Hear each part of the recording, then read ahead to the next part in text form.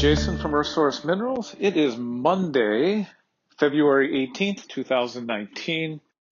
Our last update was February 7th, 2019. We did not have one last week as we anticipated due to the fact that Armando had not yet made it back down from Garlow.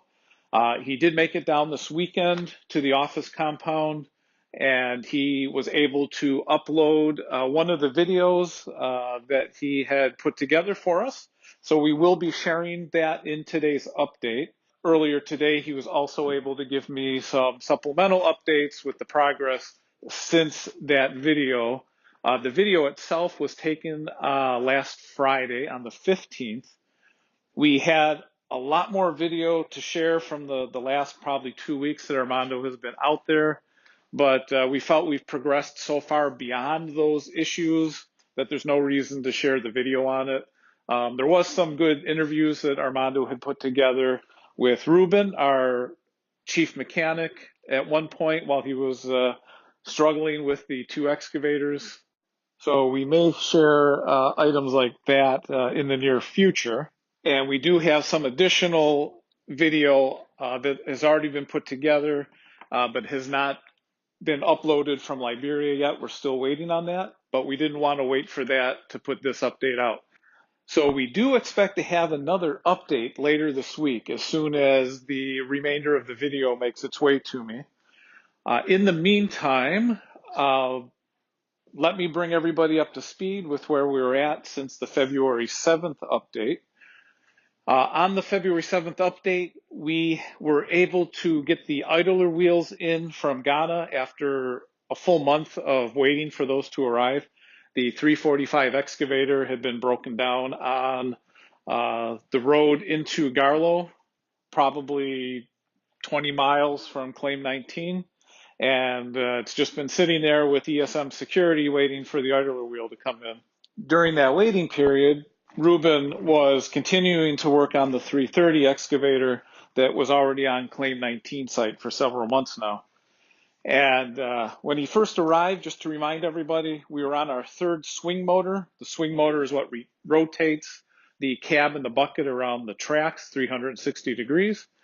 That swing motor kept burning out on us. We had realized prior to Ruben's return that it was being overpressurized, so we felt that was the issue. When Ruben first went up to look at the 330, he did see that there was damage due to overpressurization. We replaced the hydraulic seal in the swing motor, did some other multiple repairs to the unit.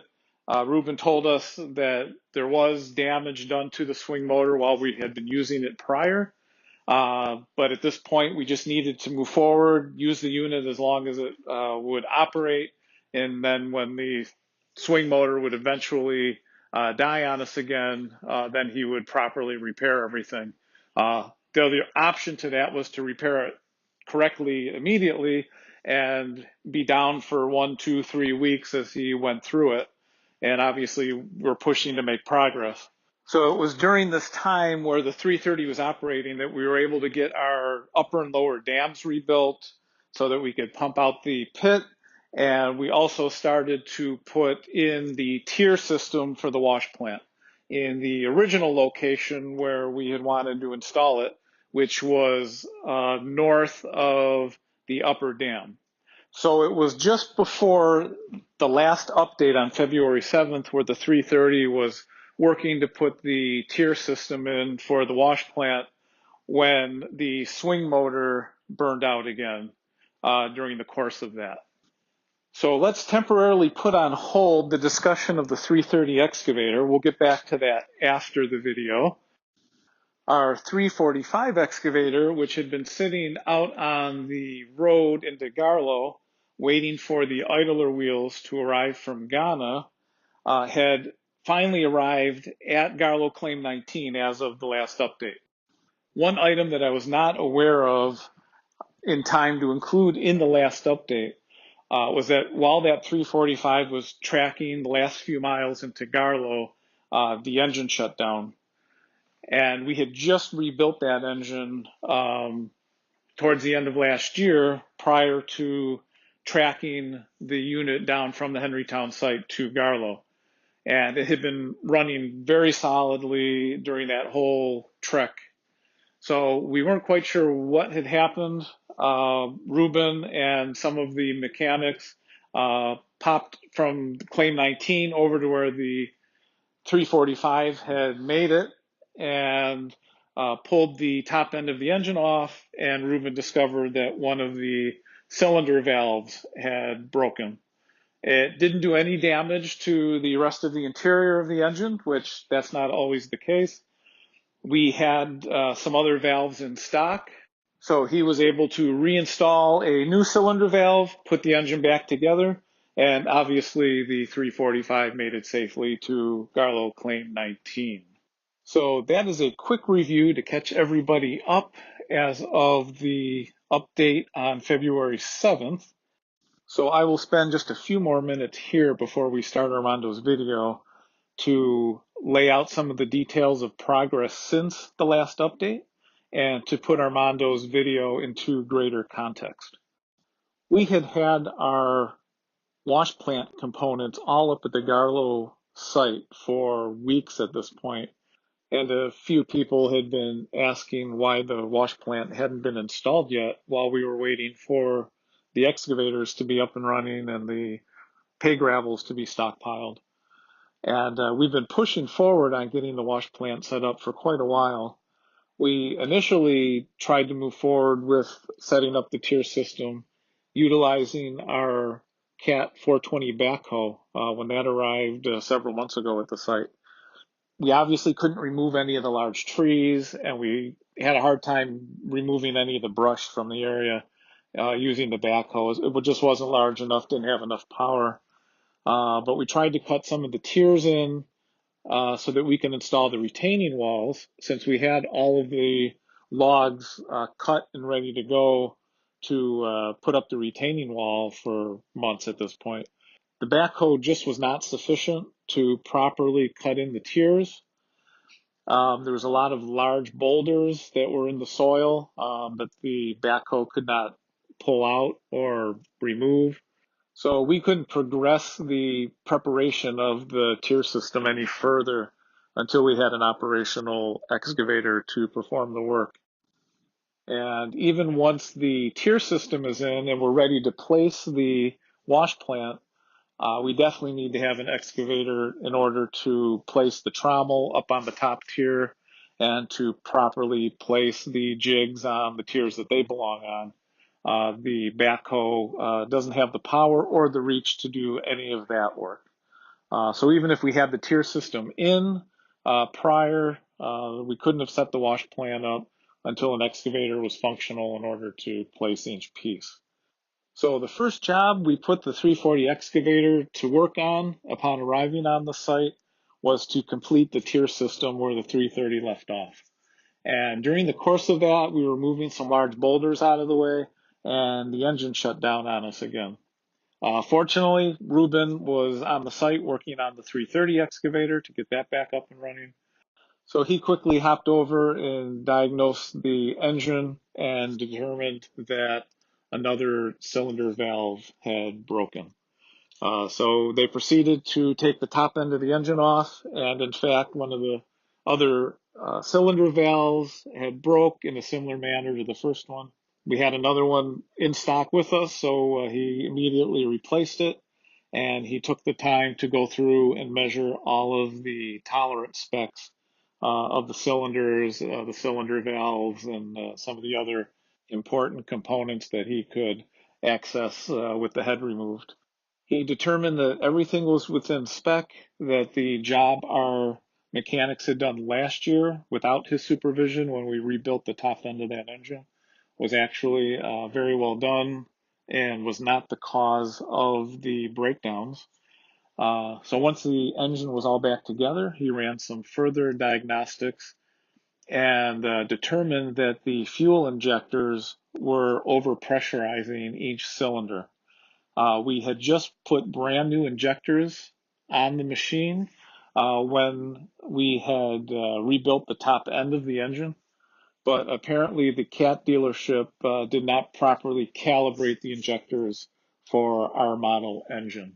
The cylinders were definitely being overpressurized, and that overpressurization is what caused the valves to break. So Ruben has the 345 excavator running like a top now, which you will see in Armando's video. And the last bit of information I want to discuss before we start the video is the placement of the wash plant. So once we had the excavators running long enough to clear the large trees out of the way, clear all the brush out, and start to properly put in the tiers, Armando was not liking how it was taking shape. Once he could really see it with all the brush removed and see what the soil content of this little hill was made up of, he did not feel confident that we would be able to safely place the wash plant in this area and be able to run all the gravels without having some issues based on past experience with the previous wash plant setups that we've done. The wash plant is going to be shaking and vibrating as well as the jigs quite a bit. We're going to be running the backhoe up and down, filling the trommel with the pay gravels, and we're going to be moving soil from the pay gravel stockpile alongside the trommel. And Armando just was not feeling confident about this first location as being where he wanted to install our wash plant. Earlier last year, Armando and Amos had selected a secondary backup site to the first site. So they spent a little time and cleared the brush off of that area and quickly saw that it was a far superior area to utilize for the wash plant setup than the first area that seemed much easier and convenient to utilize. So you will see in this video we're about to play that the 950G loader and the 345 excavator already has the secondary location fully cleared, as well as the stockpile area for the pay gravels. And by the end of the video, you'll see that all of the tiers are already cut into the side of the hill. So now that we have one of our excavators up and running, we're making very quick progress. Pretty much in a day, we were able to accomplish what we've been waiting for about 2 months to complete as far as wash plant setup. So further news on the wash plant will be discussed in the next update in a few days. But when Armando came down this weekend to update us and to provide the video, Amos and our crew would be installing the retaining walls into the freshly cut tiers. And by the time Armando arrives back at Garlow tomorrow, that the tiers will be ready for his placement of the trommel and jigs to their proper locations, and that they will be able to, in quick order, get everything leveled properly and firmly anchored to where they belong, get the plumbing connected between all the components, and then get the electricity hooked up to the generator. So we have been stalled out for about 2 months now to complete the two final steps to be in production: stockpiling of pay gravels and the completion of our wash plant setup, both of which have required at least one functional excavator for us to perform that work. So now that our 345 is on site and is operating, we're making quick progress to wrap up both of those final steps. I'll talk a little more at the end of the video on other progress that Armando didn't discuss in the video that we've made on site, as well as supplement some of the information that he shared with us during the course of the video. So let's go ahead and start the video. It is about 30 minutes long. It plays very quickly though, because it's been a while since we've seen from Armando and seen him on the site. And he has a lot of exciting things to share and a lot of things to show us. So the video goes by very quickly. I guarantee you're going to enjoy it. And I will come back after that to wrap things up.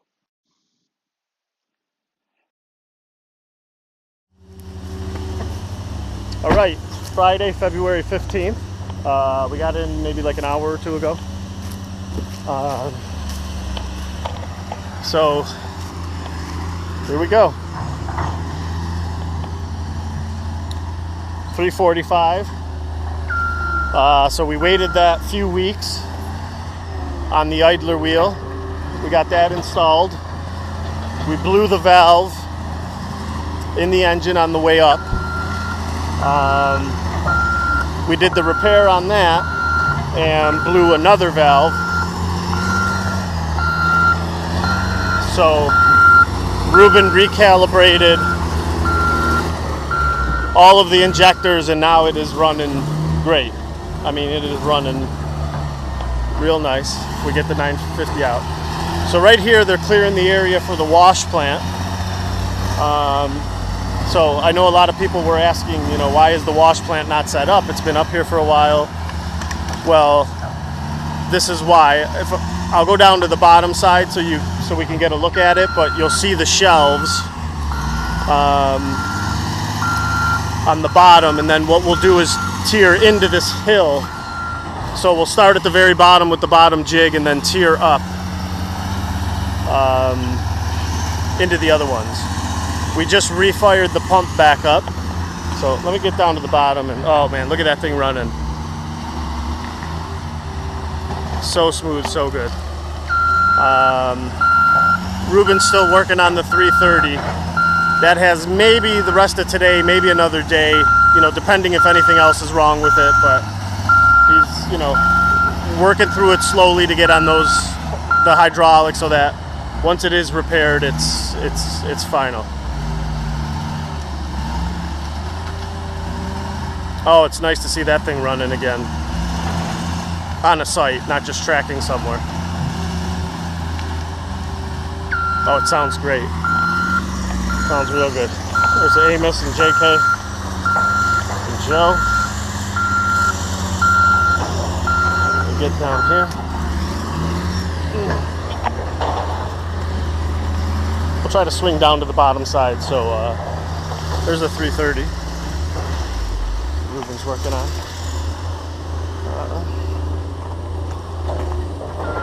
So this morning, this was all, you know, tree lined, like, you know, like this over here. So they've been clearing, getting the steps in. There's the generator running for the pump. Oh, so this spot will give you a good look, like where I'm coming down. This will be the road. Let me get down a little bit more and you can get a good look at it. So right there you can see the pump, the 6-inch pump going, the generator's going. That probably by tomorrow morning will be back down to the bottom. We couldn't keep burning diesel just to keep drying the pump because it was, you know, it was down a long time. There's Ruben and the guys.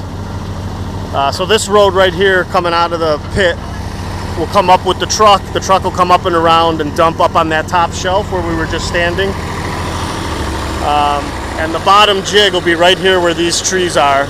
And then it'll go up, tier up, come down, tier up again, and cut over. So you'll have 2 cut-ins all the way down to here. We'll have our drop point at the top and the bottom jig down here at the bottom. The trommel will be right about the height where the excavator is now. That's probably really loud because it was right up against my mouth. I was at the generator, so it was super loud. So this is what we've been waiting for. So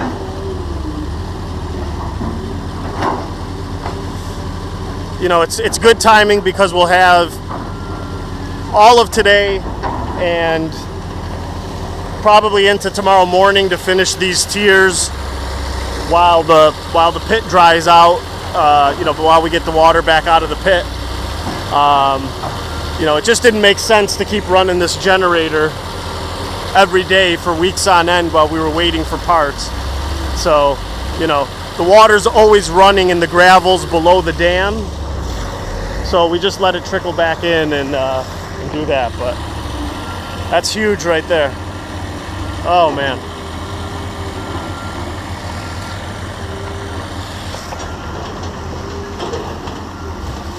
Man, I can't explain after all we've been through, like with these machines the past 2 months, and you know, one thing after another, waiting a month on an idler wheel.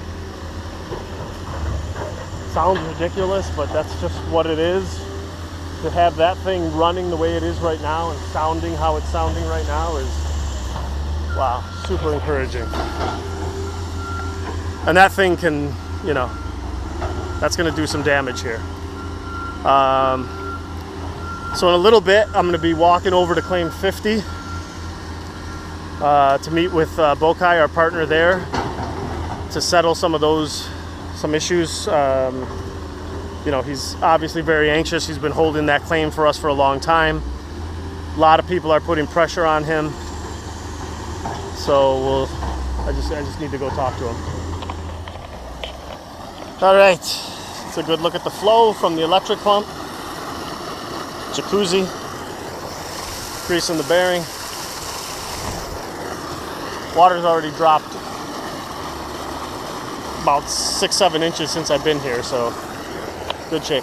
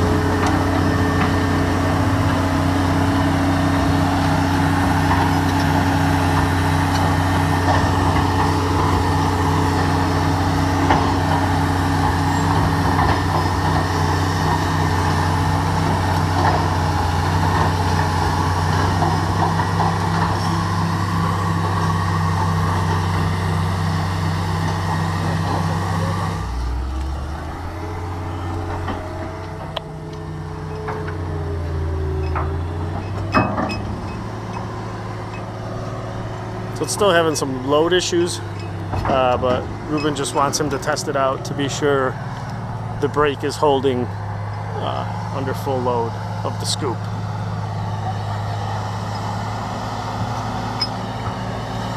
Which it is. You can see it rocking, hitting that stop, and then like having a little shimmy there every time he stops the bucket from swinging.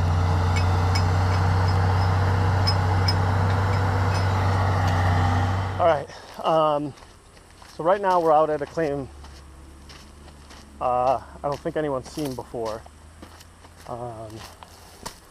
So you know the Jones brothers have a lot of claims. So one of the main claims we were targeting was claim 15. And I'll show you that in a second.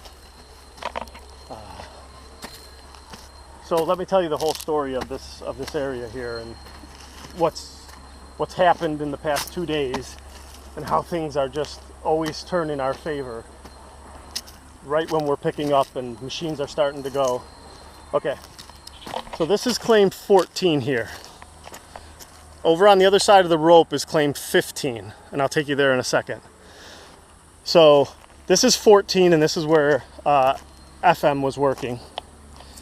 And let me see if I can do this.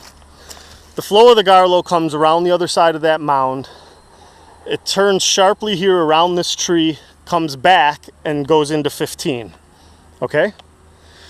Well, they initially were on the bend, and this is all flat rock. So from where you can see that dry dirt in the river there, all the way, if you were to draw a line straight across to this side, is a big flat rock over there. So the river used to flow right where we're seeing. So if you see the way that they did this pit, they curled this pit and started chasing this way towards the line. They got here and they started pulling out. They pulled out a 70 karat gold color diamond amongst a slew of others. This flat rock is banking everything right here. They got here and stopped as they didn't want to go to the boundary, and they started throwing all kinds of money at the Jones brothers to sell them 15.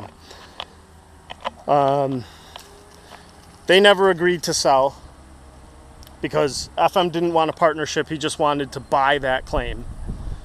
So when I get over there, I'll show you the flat rock formations on that side. So the gravel comes in this way, banks through here, and then follows straight through here, right in to the right of that tree, and dumps in there. But there's also a flat rock where we're standing here that dumps in this way, and on that side coming in that way, all right into that pit. So earlier this year, as we were having our troubles, the Jones brothers came to me. They wanted to bring a rental into this pit. We obviously didn't have the funds to detach anything to pay for a rental at $700 a day minimum, $750 to $1,000 for an excavator, when we're fighting to repair our own. They were able to secure some loans to rent the machine. They brought the machine in, and yesterday the Chinese guys who own the machine have to take the machine to Maryland because they landed a big, I don't know what they called the contract, but some kind of contract. Their boss recalled the machine and pretty much left them high and dry. They were at a point where they needed to make another payment. They didn't have it to make. And, you know, they were like, either you come up with the money or we have to pull this and go on the contract. They called me for it. I told them I couldn't do it, but that our machines were close. So then we come out here. So now this pit is just sitting here for us to finish. This is just, I don't know, some of these things you can't make it up. All right, so here's that gravel line coming out of that pit, traveling this way. And this is quite impressive what they did here. They've really been working. All right.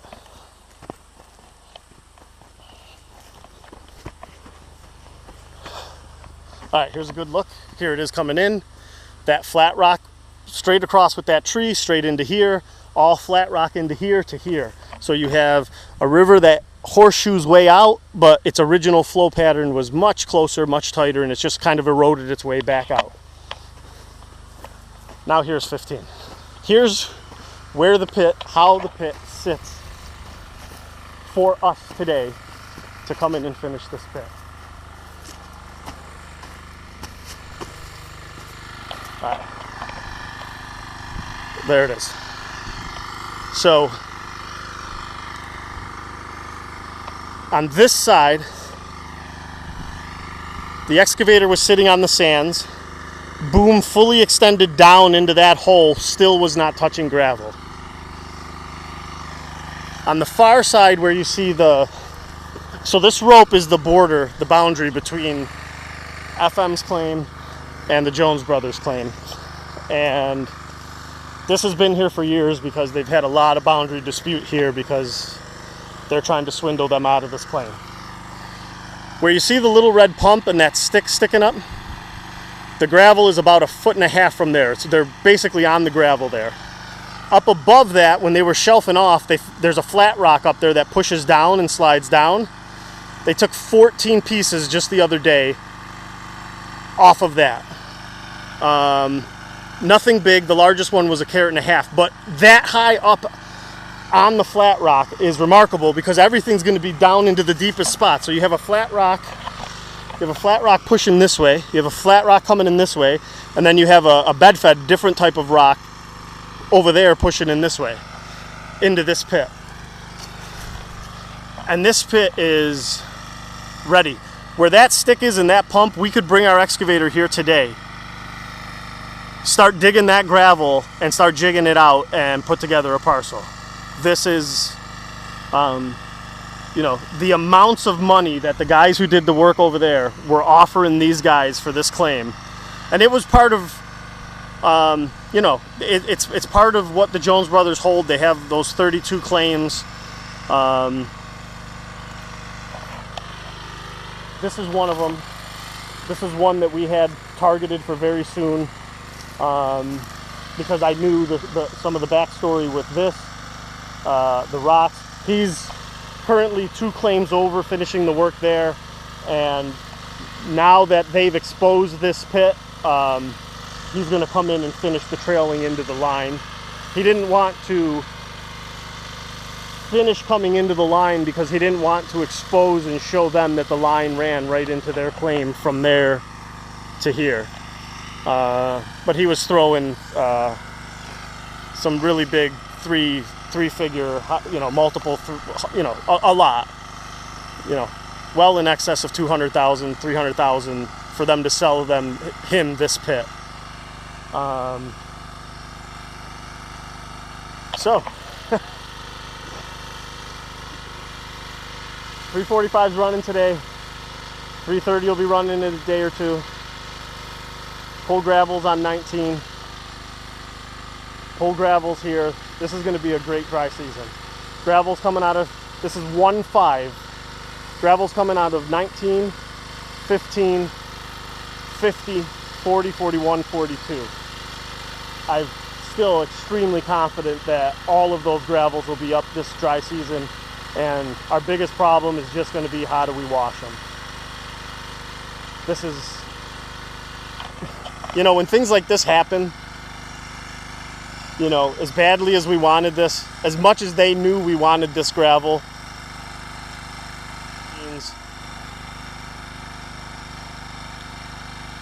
for that, you know, for that rental company to have to pull that machine out, them not be able to secure, and it just falls right into our lap like this, like just ready to take out gravel. I love this river. I love this river. I love being out here. I love what it does. I know once we start going. Oh, so right behind us here is, you'll see a 330 up there. That's another company, not FM, that is going to claim 16 and 17 up there. So it's on out here right now. Right now you have us out here. You have FM, who's dug up multiple claims. You have these guys, Emu, it's called Emu, and I forget the other guy's name, coming in. They have 2 excavators out here. They're going to 16 and 17, and then they have some claims down on the other side near our claim 50.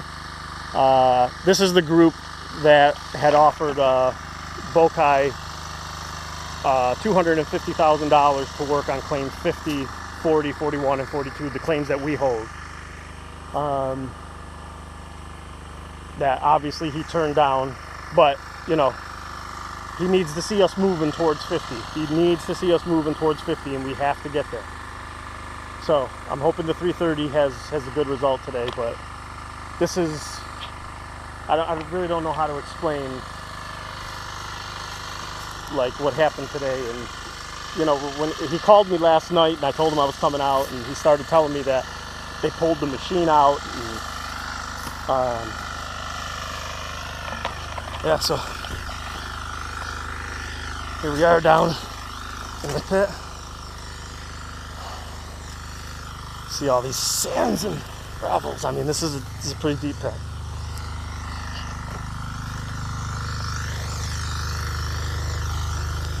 It's at least as deep, maybe deeper than 19, once all said and done. So this is the test spot where the boom fully extended, didn't touch gravel.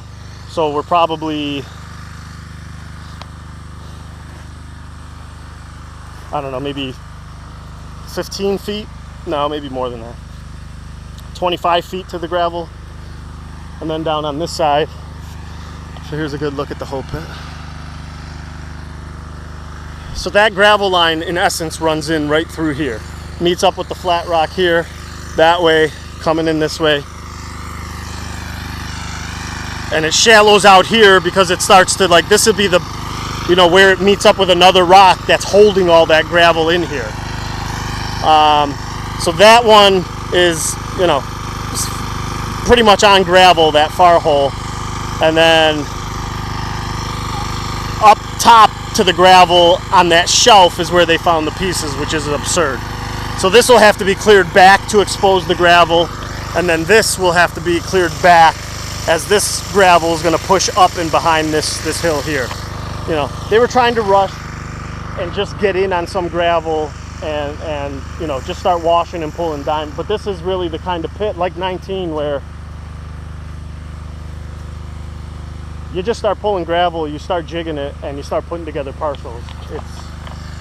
This is a great pit. So that's it here on 15. I got to hike out and see Dawoon out at 50. You know, still a lot of damage control to do with our partners. You know, they've been waiting a long time. He saw the 345 come into town, and he saw us bring it to Jones. So I need to explain to him what was happening with both excavators, and you know, that we're on our way. But the guys have been out there clearing, doing some work out there, so I'll update you when we get out there. But I don't know, amazing things just keep happening on this river. A lot of favor always falls our way. Things fall into place for us. You know, we're sitting with basically 2 holes right on gravel. 50, we don't have much work to get on gravel. You know, it's all going to really come together for us really quick once we, you know, once one domino falls, they're all going to fall. And in short order, it's all these struggles will be right behind us real quick. And you know, our biggest issues are going to be acquiring claims to work on, bringing in more equipment to work faster, and keeping everyone else who's coming into this area at bay. You know, it's eerie that I used to come out to these claims and no one would be around. It was completely unknown, small amounts of handwork, and now it's like wherever I go, there's machines around. So we're 45 minutes in, going to Garloma. It is a breezy, balmy, beautiful, 110 degrees in the shade. It's ridiculous. It's like you gotta scoop air to breathe. But I won't film much of this because you guys have seen it umpteen times.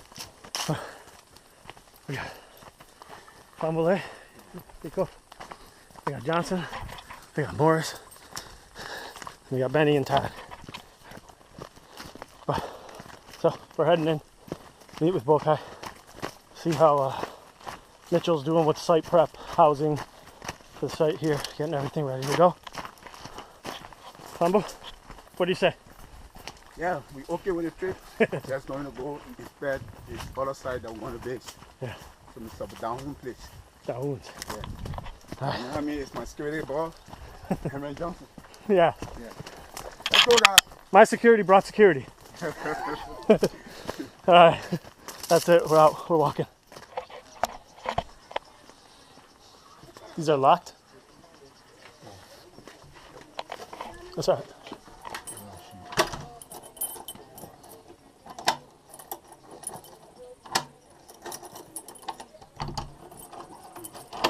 There you go. This is real lock. Oh yeah. All right. I got this one up here. Marine's base in Garloma. Rooms. Let me get your storeroom. Storeroom. Another room over there.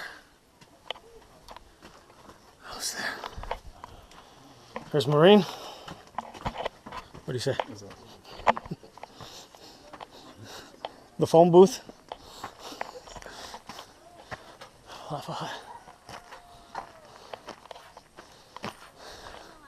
Let's go. Let's go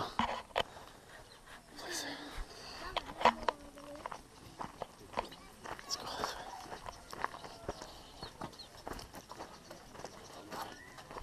Putting in the bathrooms. This is Garloma, Marines base for Plane 50.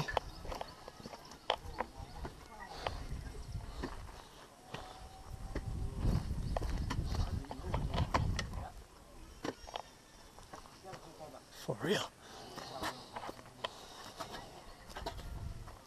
So that'll be the septic. We're digging the well right now on the other side. Let's go see that. Here's the house.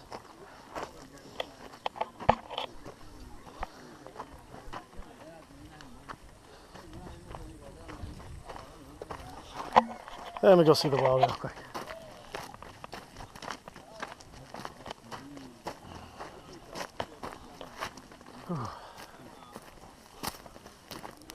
This place is just so peaceful.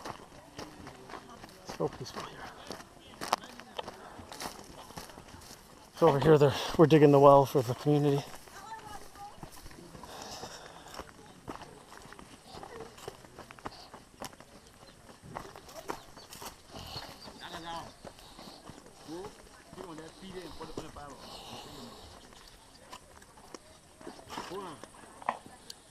Damn. Are you going to take a picture also? Video. For the picture? Yeah. It's a video. Yes, but you have to do the work in there. You guys got to take a picture too. Oh, me in there? Yeah. No, that's okay. On the computer, I can take him out, and then I'll put my body there. Everybody will think it's me down there. I'll tell them it's you holding the camera and me down there digging. They won't know. No, that's the happen. How much deeper? It's about 14. 10 feet? 14. No, how much more? No, I saw we reach the water. Yeah. That's all. What do you think? Feet? It will be 30 feet. Another 30 feet? 30 feet, no more than 30 feet. Okay. So we only just begun. Now we are close to 15. Yeah.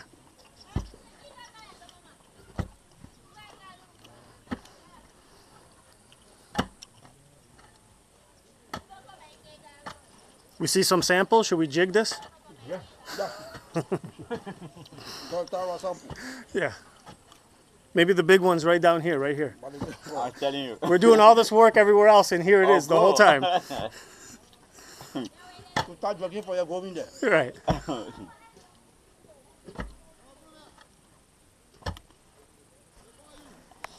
What? Thank you, guys. Amen.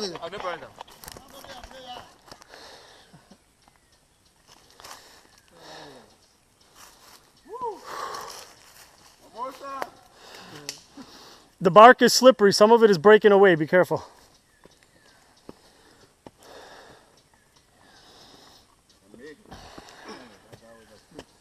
Yeah, no problem.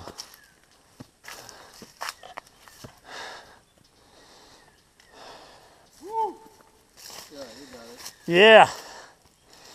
Mr. Dawood, no problem.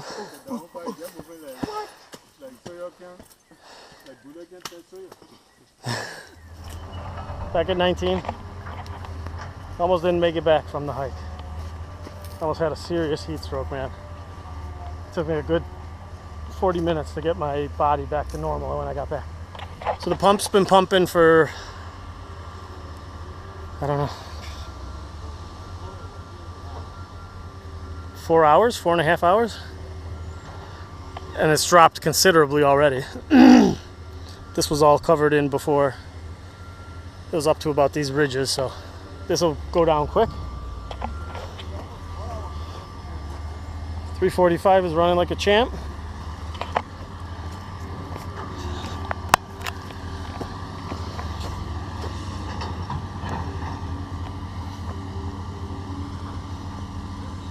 Clearing out the tiers.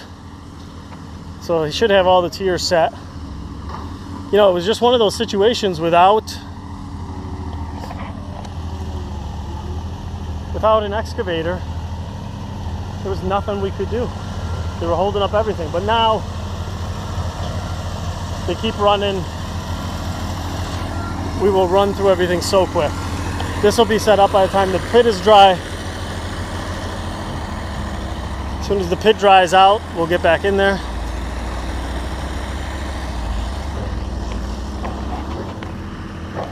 Ruben's still plugging along on the 330. Maybe another, I don't know, 2 days.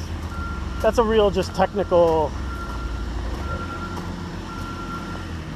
work and rework type issue. MOG in the 950. There's 141.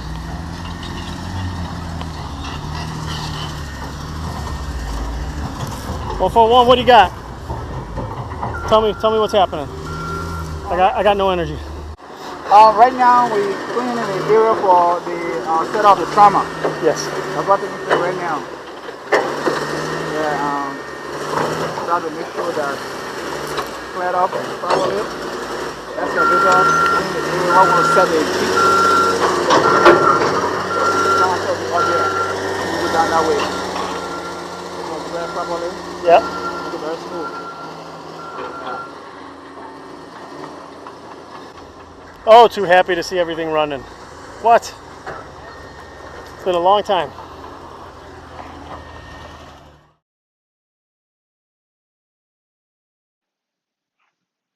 So I hope you enjoyed Armando's video.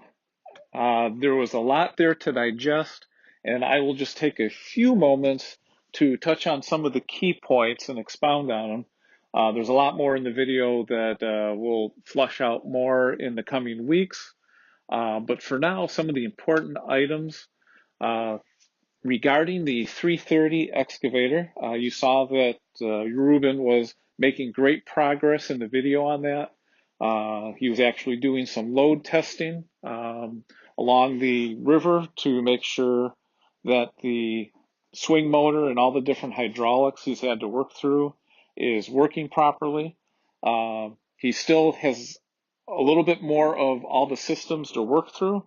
But as of today, Armando felt that it should just be a few more days, barring any other issues that he finds as he goes through it, and the 330 will be fully in service and joining the 345 excavator to accelerate progress on the site.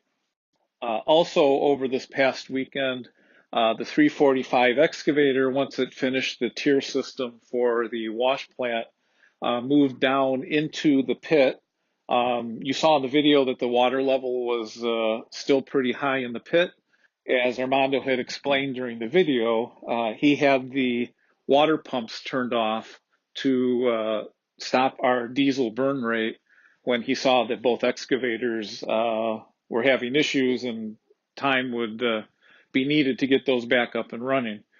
So once we had the 345 back up and running, we fired up the pumps again. You saw that in the video, and by the next day, the pit was fully pumped out and back down to the pay gravels. And as we had mentioned in the previous update, when we had pumped the pit out that week, we saw that there was a lot of river sand and silt that had redeposited inside the pit above the pay gravels and on the banks in some areas like 5 or 6 feet deep. So we have had the 345 excavator down in the pit, starting on the edges and working its way through, scraping and removing all of that silt and sand buildup that was in there, and scraping down the sidewalls and working towards the far end, so that once we have the 330 up and running, the two units will be able to both go down in the pit, pull out the Jones Brothers small excavator that you saw in one of our recent videos that had been flooded into the pit, and get that out of the way. It's like smack dab in the middle of the pit. It's in the way of everything. To be able to bring haul trucks down and to be able to properly not paint ourselves into a corner of the pit and get an excavator stuck in the pit. that unit has to come out. So we ideally need both of our excavators up and running to be able to move the Jones Brothers excavator out of the pit. Obviously, the Jones Brothers excavator cannot move under its own power. It's been underwater for 2 years. That thing will probably never run again. So we're going to have to drag it out of the pit. So we don't want to put all of that wear, tear, and stress on one of the excavators to do that work. So by having both excavators down in the pit, we can reduce by half the stress that we put on each of those excavators. We will also be utilizing our haul trucks down in the pit to pull the excavator out. So between all the pieces of equipment, hopefully it does not take us too long to drag that piece of steel out of there. And once we do, pay gravel excavation will commence. So we're days away from that happening. As soon as Ruben gets the final approval on our 330 excavator, we can move ahead and start that. Lastly, to wrap up this call, I know this is one of the longer ones we've had in quite a while. We have started to move forward with phase 2 fundraising after the last update. We weren't really pushing it very hard. We encouraged people to reach out, and people started to reach out and respond, so that is excellent. We've already started to bring some of the funds in for that. To remind everybody, phase 2 provides us the funds to actually operate the wash plant and to wash these pay gravels that we're pulling out of the pit and to complete our sales cycles of gold and diamond sales. And once we have 1 or 2 of those going, we're fully expecting that we will be self-sufficient from the resources we're pulling out of the excavation. And at that point, we don't have a need to continue to raise any operating funds. The amount that we're looking to raise is a minimum of $200,000. If enough interest comes in that we raise more than that, we're not going to turn away any funds at that point because it's not diluting our limited partnership, and it will allow us, depending on the amount of funds that come in, to start ordering more equipment sooner rather than later. The last 2 years have definitely showed us we need at least another excavator. With Ruben there, things will be better, but we need some more redundancy of equipment. We also need another wash plant so that we have more than just one wash plant working. We need multiple wash plant workings. We have the sites to be able to do this now. One thing we'll be talking about in the near future, I won't spend time today, is the Jones Brothers Claim 15 that Armando took us to in his video that we will be adding to our Class C co-op. We have no limitation on how many claims we can include in our Class C co-op. So this is an easy slide in to what we're doing. The Jones Brothers are already partnered with us for Claim 19. They want us to operate on more of their sites, probably all of their sites as we move forward. So we'll be discussing more in the future, like when are we going to go to 15? Obviously, Claim 19 has first priority. It's where we're working right now. We have to pull these pay gravels out, and until we do that, we can't free up one of the excavators to be able to go anywhere else. So we need to get the stockpile of pay gravels complete at Claim 19. Our commitment right after that is getting one of the excavators and the 950G loader. Hopefully we'll have our D6 dozer up and running. Ruben will have that up and running in the next week or two, assuming the 330 and the 345 stop giving him any issues, and he can go concentrate on the dozer. But we need to move to Claim 50 to meet our commitments there. Claim 50 excavation, we've discussed before, is going to be much simpler than 19. We're not building any dams. We're not diverting the river. We're actually excavating up bank from the river. So all we're doing is just digging a big pit. So we have none of that infrastructure work to do ahead of time. We just need to clear the land and then start digging overburden off and then digging pay gravels. So we want to be able to break one of the excavators off to go to claim 50 as soon as possible once we have full handle on claim 19 and the wash plant's operating and has plenty of pay gravels to process. We can excavate pay gravel 100 times faster than we can wash pay gravels through a wash plant right now, which is another reason we need to get additional wash plants in country. So we can get to the business end of washing the pay gravels. That's what makes us the money. That's where we get our diamonds and gold out at the end. And so that's what we need to concentrate on next as a company.